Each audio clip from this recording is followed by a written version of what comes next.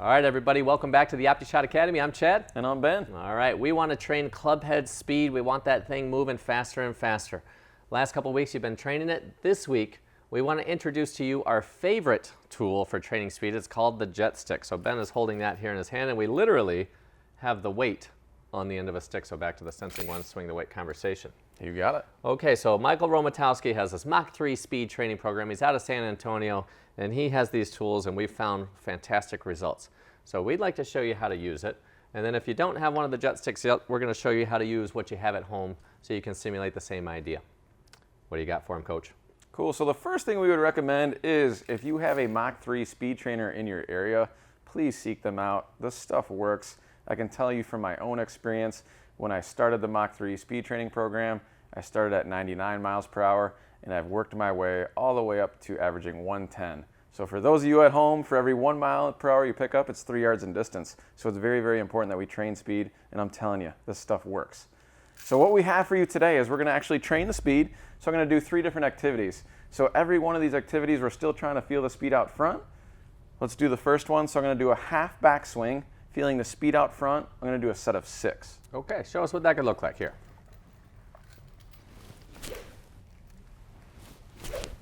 So you at home, as you watch Ben, he's trying to swing it halfway back and get the speed out front. You could notice that the swing actually goes a little bit longer. That's no problem. It's actually going to look normal when you're doing it or if you're putting your swing on video.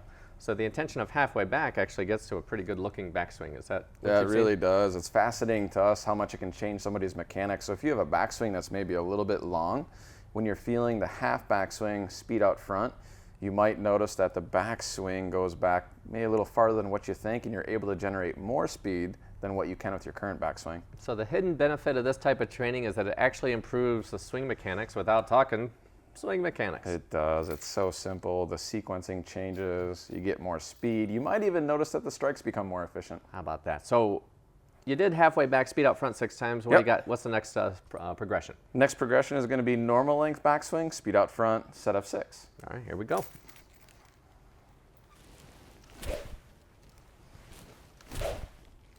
So in this, you're trying to go as fast as you can out front. Is that true? That is true. Everyone's feeling a little faster. Okay. Oh, okay. So speed training is important that you're trying to go fast as you can. So if you wanted to be a sprinter, trying to jog a marathon isn't going to help you go faster. You literally have to try to run as fast as you can. Speed training is that way. So don't hold anything back. We're not trying to be perfect. Get that thing moving. What's the third step in this progression? Third step in progression, we left this part out, is very, very important. Be sure that your heart rate returns to normal before you start the next progression. So you don't want to wear yourself out when you're doing this. You're trying to train explosive speed, so make sure that the rest time in between, it gives you enough time to where the heart rate is normal and you can give maximum effort each time you do one of these sets. So when people do this at home, you could experience a little bit of shortness of breath. Your heart rate goes up. Like right now. Right. Yeah. Are you okay? Do you need some water, man? Maybe. Okay, what's the third progression here? Third progression here is going to be two-way speed. So two-way speed, what you're going to try to sense is that your hands are going back to 9 o'clock, stopping at 3 o'clock. So it's an explosive movement, 9 to 3. Once again, you're going to do 6 reps. Show us what that'll look like.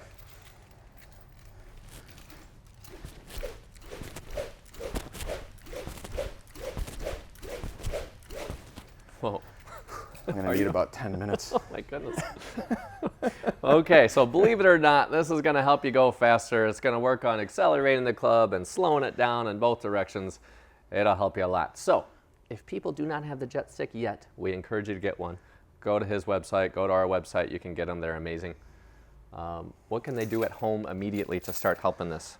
Another way to do this at home, if you don't have the Jetstick quite yet, you can always just flip your golf club upside down and do the same thing. I'm not going to demonstrate it because I'm out of breath and I got to hit a driver soon.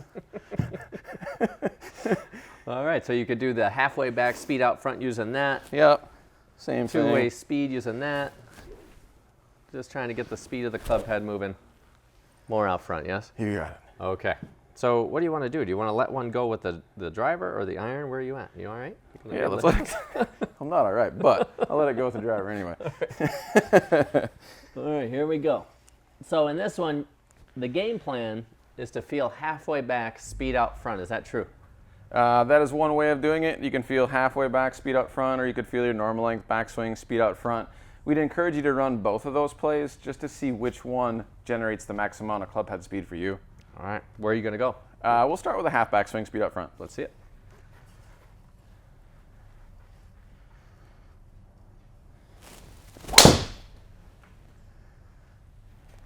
Okay. Not bad for a tired guy.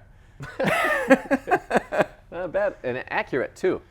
Yeah, right down the middle, man. What's fascinating about this, for people that have run through this, we've seen this happen, is when they start to do this, their accuracy also improves. So it's been one of the most fascinating things to us, is that not only do people get longer, but get straighter. How about that? And more solid. And more solid. So it's a, what you call, 2 for the price of 1. So what you can do is you can kind of use your launch monitor at home to see what the speed was. So if you look at my speed on that last one, we were at 107. So that was with me feeling the half backswing speed out front. Now I'm going to feel the normal length backswing speed out front, and let's see if that number changed. Okay.